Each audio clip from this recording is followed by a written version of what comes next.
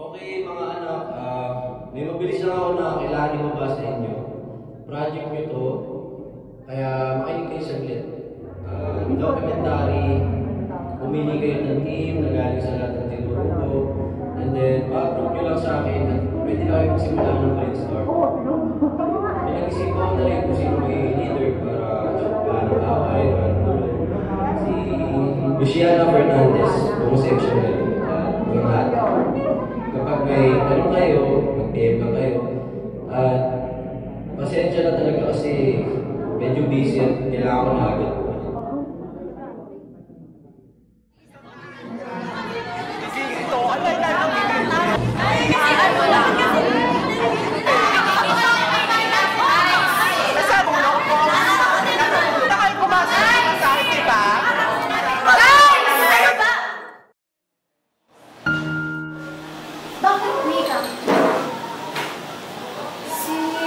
Kasi, kanina pa hindi nagsasalita.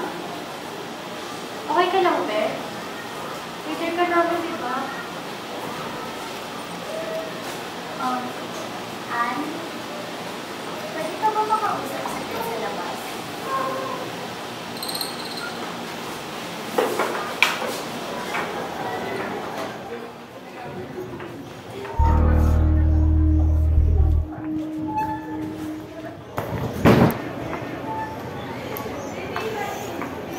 Problema ba?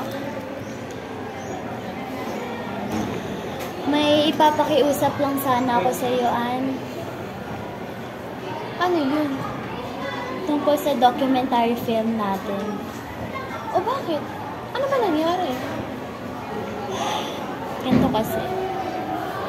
Ann, alam ko hindi tayo ganun close. Pero kilala kita eh. Kilala kita. Diba? Valedictorian ka sa inyo ng grade 10 last year. Isa kang magaling na leader, matalino, at organized na tao. Yan ka. Yan si Angelica Tan Gonzalez. Kaya, kung ipapakiusap ko lang sana sa'yo, ikaw na lang maging leader ng group natin kasi hindi ako yung ani, hindi ko kaya. Huh? Sige na, Ann. Please. Ikaw na lang maging leader ng group natin. Kayang-kaya mo yun. Lucy, alam mo naman hindi totoo yung sinasabi. Pero, Ann, naniniwala ako sa capability mo na mag-lead ng group. Madali lang yun sa'yo. Lucy, bakit naman ako magiging leader? Ikaw ang in-assign ni sir na maging leader, hindi ako. Pero naniniwala nga ako sa'yo. At saka, hindi naman talaga ako leader eh. Di ko nga alam kung bakit ako napunta sa posisyon na to at ako ang naging leader ng group natin. Lucy, alam kong kaya mong maging leader. Paano pag nalaman ni sir na hindi pala ikaw yung maging leader at ipasa mo sa akin?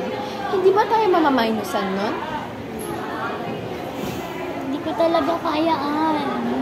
Ikaw na lang. Lucy, alam kong kayang-kaya mo yan. May tiwala si sir sa'yo, kaya nilagay ka sa posisyong leader ng grupo natin. Siguro, tama ka naman. May point ka. Tama. Simula na siguro to para magtiwala naman ako sa sarili ko. Tama nga yan. At pwede, matulungan kitang maging director assistant ako. Assistant director? Ikaw? Oo naman. Sige. Mas mapapadali yung paggawa natin ng film kapag tinulungan mo ko. Oo naman. Tutulungan kita kasi kaibigan naman kita. Thank you, Ann. O sige balik na tayo. Tara, meeting na ulit.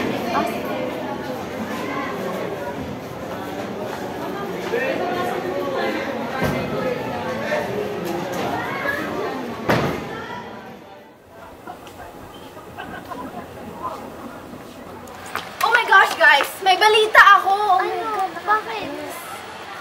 Yung dalawa nating interviewees mag-back out. Ha? Nag-message sila sa akin ngayon lang. Paano yan? Eh, kailangan na natin itong ma-film at ma-edit agad. Ayun nga.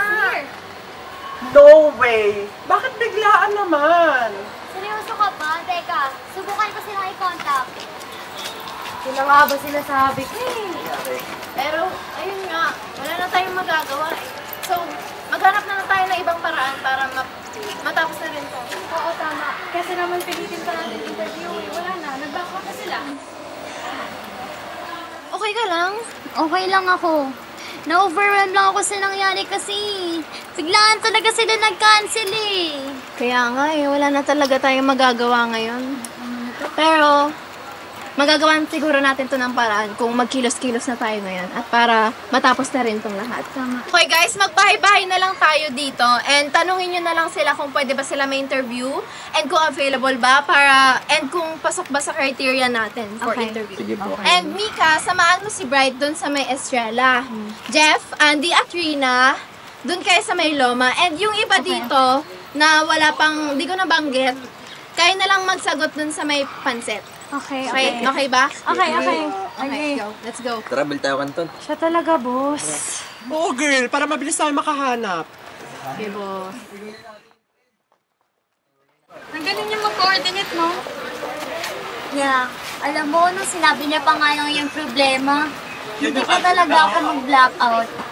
Tapos, ang hirap pa kaya maghanap ng interview. So, nung nalaman ko na sinabi niya na mag-blackout sila, nag-hurt talaga ako, grabe. Pero ayusin na lang natin. Tulungan na lang kita. Tara.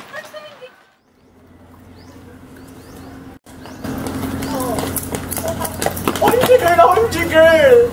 Oh, please. Nakakuha na kami ng isa pang interview. Isa na lang kailangan natin. Oh my God. Talaga? Yes.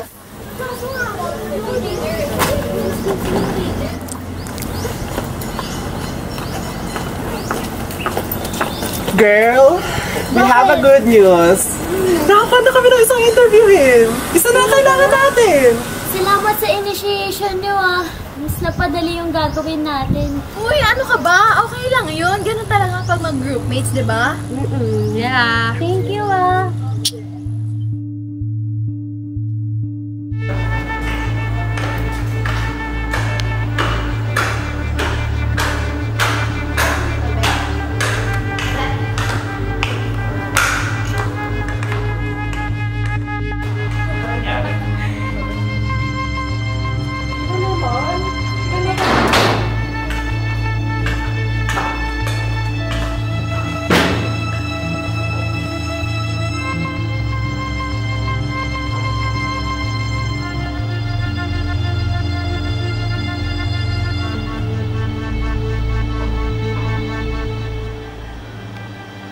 Lucy.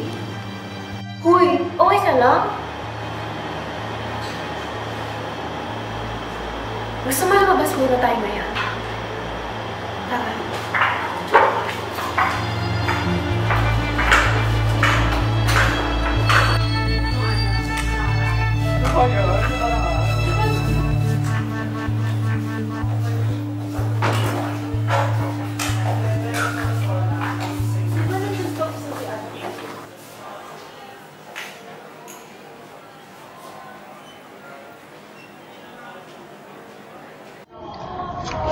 Okay ka lang? May problema ba? Di ko lang maintindihan. Feeling ko, lately, napapraning ako. Feeling ko, pinag-uusapan ako ng mga tao dito, mga members natin. Feeling ko, wala akong kwentang leader. Bakit? Walang pa ba? Walang pa ba yung ginagawa ko? I think it's normal. And your feelings are valid. And nakakamangha nga na nakakaya mong lahat kahit sa gantong struggle na to. And lagi mong tatandaan na lagi mong kakampi yung sarili mo. Sa tingin ko, umagang-umaga pa nga, papasok ko lang. Normal lang yun. Normal lang lahat yung nararamdaman mo. And I think na makakonquer mo rin tong nararamdaman mo. And huwag kang mag-alala na lagi nandito yun. Nandito ako. Diba? Pinagchichismisan ka raw? Sa tingin ko, umagang-umaga pa nga lang, kapasok ko lang. Hayaan mo sila. Huwag mong pakikingit yung mga sinasabi nila sa'yo. Ito yung payo ko sa'yo ah. Huwag mong papakinggan yung mga sinasabi nila sa'yo. Negative. Kahit pag-chismisan nila, wala kang pakialam dun. Okay? Thank you, Ann. You're welcome. Sige, mauna muna ako ah. Oh, sige. Check ko lang si Eliana if okay na siya sa Ay, editing. hindi. Bakit? Absent si Eliana ngayon. Ha? Bakit? Bakit daw? Girl, may family emergency daw sila. Kaya ngayon, hindi raw natin may edit yung documentary. Shucks. Okay. Ganito na lang. Hanap ka na lang ng kapalit niya. Kung sino na lang willing Ay, mag-edit. hindi. Anong hindi? Eh, total nag-i-initiate ka naman na. Ba't di na lang ikaw yung mag-edit? Ako? Oo, ang dali-dali nga lang ng documentary. Hindi naman na kailangan ng, ng eksenang edit eh. Bakit ako? Ikaw na lang. Di ba ayaw mong pagchismisan ka? So, ayun na lang yung dahilan para hindi ka na pagchismisan. Ikaw na lang mag-edit. Bakit ako? Wala na bang iba mag-volunteer?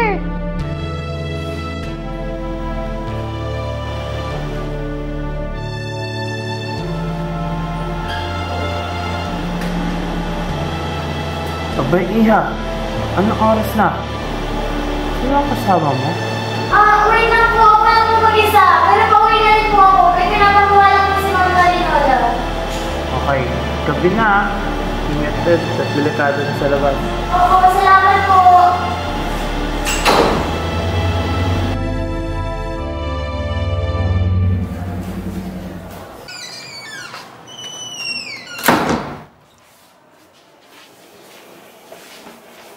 Lucy! Uy, si Leader! Gawa niya dito. Dadaan kasi kami sa faculty, may ipapakonsulta lang, and we just wanna thank you kasi ang taas na naging score natin sa film, Alam mo na ba? Kakagaling ko lang din kay Sir personally eh. Buti na lang kahit pa paano nakatapos tayo ng maayos. Oo nga. Grabe yung struggle natin sa mismong film, eh. Diyos ko, nakakaloka. Ano ba mga comments ni Sir? Wala. Congrats daw. Maganda raw yung output. Gulat din nga rin siya kasi ang dami kong role sa ginawa natin eh. Sinabi niya rin na may leadership potential din talaga ako. Pero pre, legit, next time huwag mo angkinin lahat ng gawain kasi nakaka-drain yun. Ikaw din. Wait, ha? Anong ibig mo sabihin? Every time kasi na magtatanong kami kung anong tulong na kailangan pa namin gawin para sa film, sabi ikaw na raw gagawa. Oo nga eh, tsaka ang hirap mo din hagilapin during those filming days. Kasi lagi kang may pinapakonsult and inaayos para sa documentary natin. Kaya ang ending, si Angelica lagi tinatanong namin if may kailangan pa. Since assistant director naman siya. True, sabi niya lang lagi ikaw na raw gagawa. But it's okay to ask for a help, Di ba? Ganun ang bili. Reputation niya ng isang leader. Pero sa katotohanan, hindi dapat ganun. Ay mga tol, kailangan daw po ang grupo para i-consult. Uy, hanip ka. Tapat lang natin yung faculty. Ito na, sige na. Thank you pala, Pre. Muna na kami, Thank you so much, Lucy. Ingat ka. Ano pre?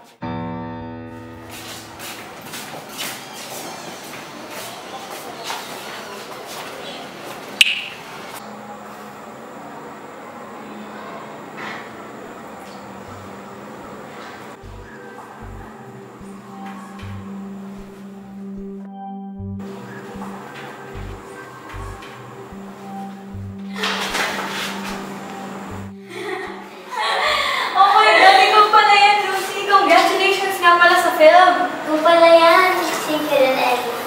No, thank you sa'yo. Alam mo ba, habang pinapanood ko yung film, hangang-hanga ako. And nakangiti ako the whole time. Layon, at least nakatapos na tayo agad ng maayos. Tsaka, gusto ko na nga rin kalimutan lahat ng hirap na pinagdaanan natin sa film. Parang ang lalim mong pinanungutan mo Gusto mo ba ng kausap?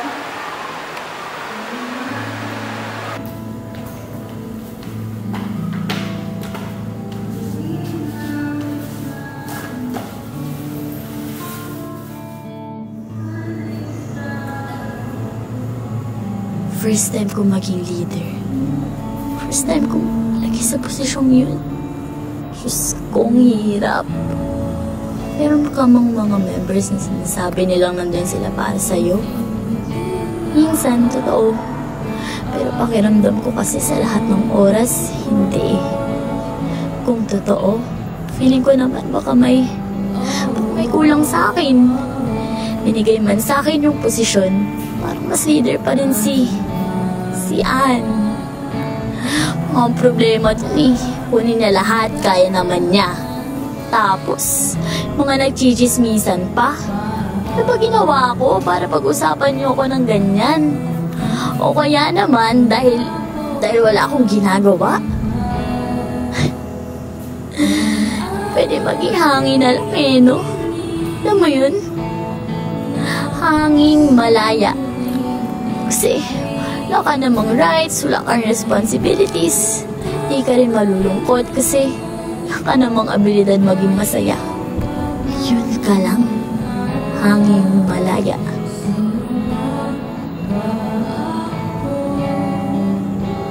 Pwede lang talaga. Hanging malaya. Paligid mo, halos iisa lang ba tayo? Paano ba ako? Grabe pala struggle mo sa documentary natin for the past few days. I'm sorry I didn't know. Pero masaya rin. Lahat ng pagod na suklian rin ng 100 sa documentary. Mga hiling ko na maging hangin. Nag-fade na lang pagkatapos ng pagsubok. Pinressure ko lang talaga matulad kay Anne. Ba't kasi hindi mo ko inaya mag-edit eh? E di sana natulungan kita. Alam mo ba, gustong gusto ko rin mag-edit niyan. Sayang lang na-miss natin yung opportunity para ma-edit yan ng dalawa tayo. Hindi ba tumanggi ka? Yan yung sinabi sa akin ni Angelica. That's why I had no choice but to edit everything myself.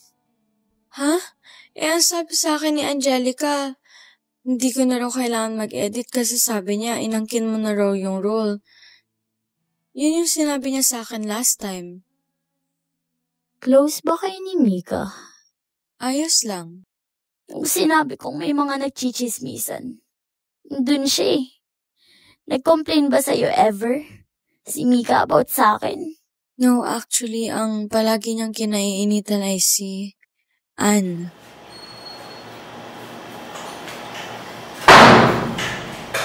Uy! Hi, Lucy! Congrats na pala sa docu natin! Thank you! Ano ka ba? Hindi. Naglilinis lang. Kasi ako sa maglinis eh. Nakakakalma ka. Okay. Ano ba bang ginagawa mo pang pakalma?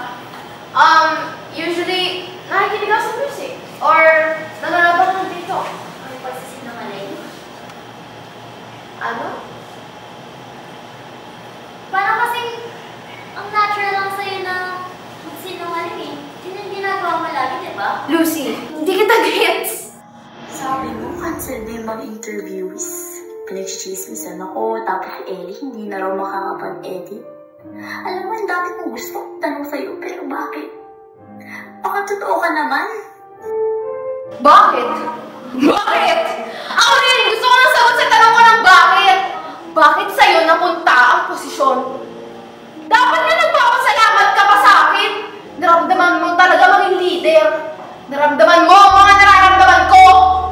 Kasi nung una, cancel ko lang yung mga interviewees. Pagkatapos, kapag nag-take action ako, mukha akong leader kahit hindi naman ako leader! Pero naramdaman kong kulang eh. Dapat naramdaman mo rin ang mga mata nila. Mga salita nilang matatalim. Maramdaman mo rin ang kumangkot ng posisyon na di naman talaga para sa'yo. Na pumasok na walang tulong para lang makapasa ng project. Hindi man nila binigay sa'yo yun. Pero pinaramdam ko. At magpasalamat ka. Kung di kita tinulak sa ganon, hindi 100 yung project natin. Ang taas-taas ng tingin ko sa'yo noon. Pero ngayon, hit mo lang pala. Thank you, Anne.